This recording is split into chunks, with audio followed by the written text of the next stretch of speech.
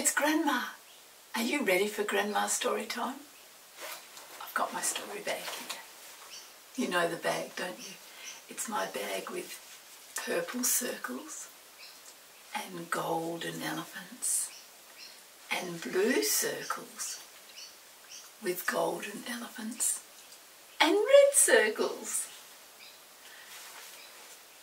And it's my bag with Peter. Come out, Peter. Come out. Oh. You're happy to be back. Oh, and you're happy for the story. Oh, he's very happy because Chinky got back his wand and Molly got back Rosebud and Peter got back his engine. And they brought Winks back with them. Now Winks was in a school for bad brownies. Do you think he was naughty? Will he be good when he's at Peter's house? In the playroom with Chinky? We don't know. Okay, get out the book. I think it must be time for another adventure. What chapter are we up to? 1, 2, 3, 4, 5, 6, 7, 8, 9, 10, 11, 12, 13, 14, 15. We're up to chapter 15. The Wishing Chair Again by Enid Blyton. Okay. Say goodbye, Peter. Put him into the bag. And you need your glasses, Grandma. Ah, that's better. Now we can begin. Chapter 15. Off to the Land of Goodies. I'm listening and I can hear birds in my garden. So you might hear them too. They make me very happy. The summer days went on and on. The wishing chair seemed to have had enough adventures for a time and stayed quietly in its corner without sprouting so much as one wing. One day, Chinky came tapping at the children's window. They came to it at once. "Has the wishing chair grown its wings again?" said Peter in excitement. Chinky shook his head. "No, I haven't come to tell you that. I have come to show you this." He pushed a piece of paper into their hands, and this is what it said. "Dear Cousin Chinky, you haven't been to see my new house yet, so do come. I expect you have heard that I have moved to the Land of Goodies. It's simply lovely. Do come and see me soon. I have a biscuit tree growing in my garden, and it's just coming into fruit, and a jelly plant growing round my front door. Yours ever, Pipkin."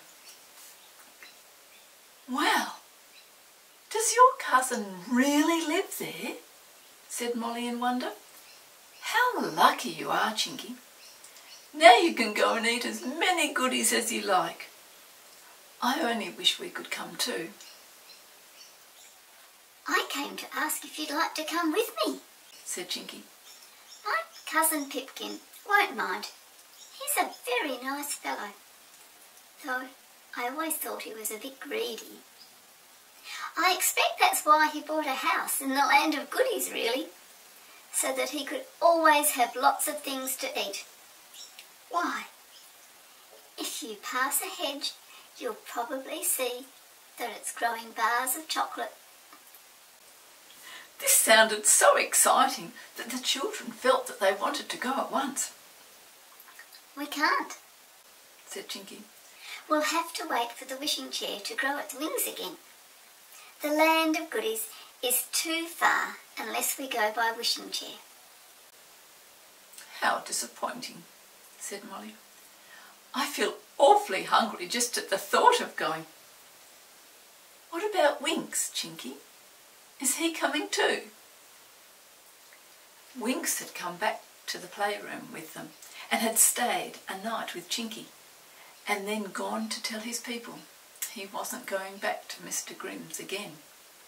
He meant to bring back some of his things with him and spend some of the time with Chinky in the playroom and some with his other friends. He was very pleased indeed at being free. Winks can come if he's back in time, said Chinky. I don't know where he is at the moment. He's really rather naughty, you know, although he's nice and very good fun. I hear that he met my cousin Sleep Alone the other evening, and as soon as poor old Sleep Alone was fast asleep in a little shed in the middle of a field, Winks took along 2 donkeys that had lost themselves. And he told them to cuddle up to Sleep Alone. Oh dear. What happened? Said Molly. Well, Sleep Alone woke up, of course, and he tried to throw those donkeys out, said Chinky. But one of them gave him such a kick with its hind legs that he flew into the clouds and got caught on a big one, and he hung there for a very long time. Well, that'd be certainly a really good place to sleep in, said Molly. What a monkey Winks is. Yes. I'm not surprised really that his mother sent him to Mr. Grimm's school, said Chinky. Well, will you come with me to the land of goodies then? Of course, said the children. You needn't ask us again. The next day was rainy. The children went down to the playroom as usual, but Mother made them take a big umbrella to walk under. It's really such a downpour, she said. They shook the raindrops off the umbrella as soon as they reached the playroom door. Chinky's voice came to them, raised in joy. Is that you, Molly and Peter? The wishing chair has just started to grow its wings. Oh, good, cried Molly, and she ran in. And sure enough, the chair was already waving its green and yellow wings. But it's pouring with rain, said Peter, looking in at the door as he struggled to put down the big umbrella. We shall get soaked if we go for miles in this rain. We can take the umbrella, said Molly. It will cover all 3 of us easily. 4 of us, said Winks, and he popped out of the cupboard and grinned at them. I've come back for a day or 2. I hid inside the cupboard just in case it was your mother coming. Oh, Winks, I'm glad you're coming too, said Molly. Can we go now? This very minute, Chinky. I don't see why not, said Chinky. Don't put down the umbrella, Peter. We'll come now, and you can hold it over us as we fly. So very soon, all 4 were sitting in the wishing chair, flying through the rain. Peter held the big umbrella over them, and although their legs got a bit wet, the rest of them was quite dry. It's quite a long journey, so I hope the chair will fly fast, said Chinky. It'll be a bit dull, because the rain clouds stop us from seeing anything. The chair suddenly began to rise. It went right through the purple-grey clouds, higher and higher and higher, and then at last it was through the very last of them, and the children found themselves far above the topmost clouds, full in the blazing sun. Well, said Peter, trying to shut the umbrella, what a brainy idea of yours, wishing chair. Now we shall soon be warm and dry again. Blow this umbrella, I simply can't shut it. So it had to remain open, and as it happened, it was a very good thing it did, because Winks tried to catch a swallow going past, and he overbalanced out of the chair. He clutched at the umbrella as he fell, and down he went, with the umbrella acting like a parachute. Very clever of you, Winks, said Chinky, as the chair swooped down and hovered by the umbrella for Winks to climb onto the seat again. I hope you only do this sort of thing when there's an open umbrella to catch hold of. Winks looked rather pale. He sat panting on the seat. I got a fright, he said. I really did. Well, don't be frightened if you fall, said Molly. Do what Chinky did when he fell once. He changed himself into a large snowflake and fell gently to earth. He hadn't even got a bruise when he changed back into himself again. Very clever, I must remember that, said Winks. I say, doesn't this wishing chair fly fast?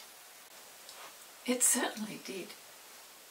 It flew even faster than the swallows and passed over miles and miles of country, which lay spread out like a coloured map far below. The children caught glimpses of it through openings in the clouds. "What's your cousin Pipkin like?" asked Molly. Well, he was a bit plump, said Chinky. And I expect he's plumper now that he lives in the land of the goodies. He's very generous and kind. Though he's rather greedy too. He could easily beat Molly at eating ice creams. "Could he really?" asked Molly. "Oh, look, Chinky, we're going downwards. Are we there?" They went down and down through layers of clouds. When they came below them, they found that the rain had stopped. Chinky peered down. Yes, we're there. Now just remember this, all of you. You can eat whatever is growing on the bushes, or hedges, or trees, but you mustn't eat anybody's house. Peter and Molly stared at him in wonder. Eat anybody's house? Are their houses made of edible things then? Good gracious, yes, said Chinky. Everything is edible in the land of goodies. Even the chimneys. They're usually made of marzipan. The wishing chair landed on the ground. The children jumped off quickly, anxious to see this wonderful land. They looked around.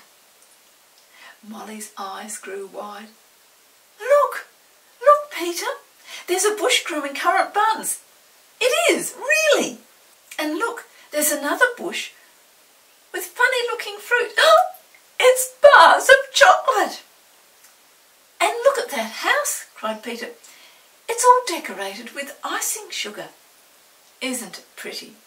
And it's got little silver balls here and there in its walls. And it's right down on the front door too.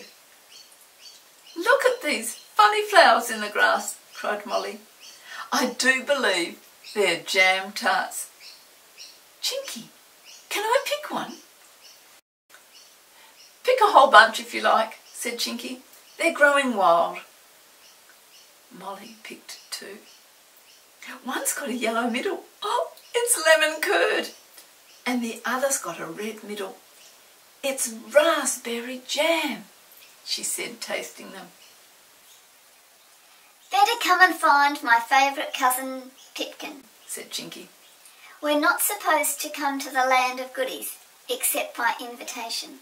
So we'd better find him so that he can say we are his guests. We don't want to be turned out before we've picked a nice bunch of jam tarts and currant buns and chocolate biscuits. Chinky asked a passer-by where his cousin Pipkin lived. Luckily, it was very near. They hurried along till they came to a kind of a bungalow.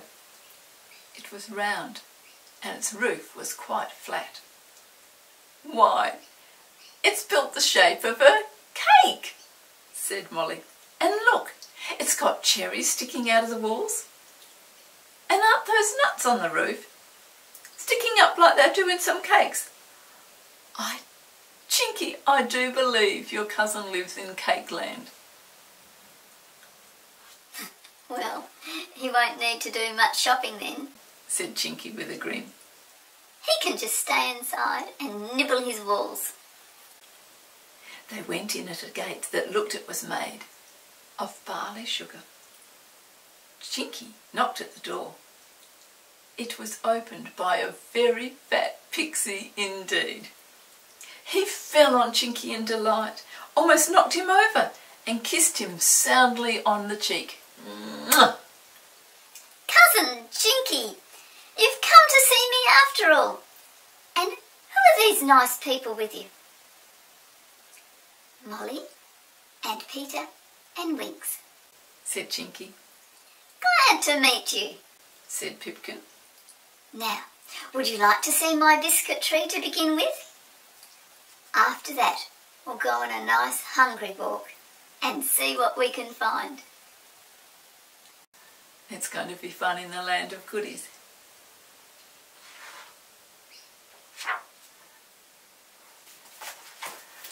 The beginning of a new adventure. Winks didn't know how to sit still on the wishing chair, did he? Just as well Peter had the umbrella. And the wishing chair was clever enough to go down and collect him. And now they're at the land of goodies. Oh, so many things to eat. Have you got flowers in your garden? Would you like them to turn into things to eat? That's all for today. Come back tomorrow. We have to find out what adventures they have on a hungry walk. Bye-bye.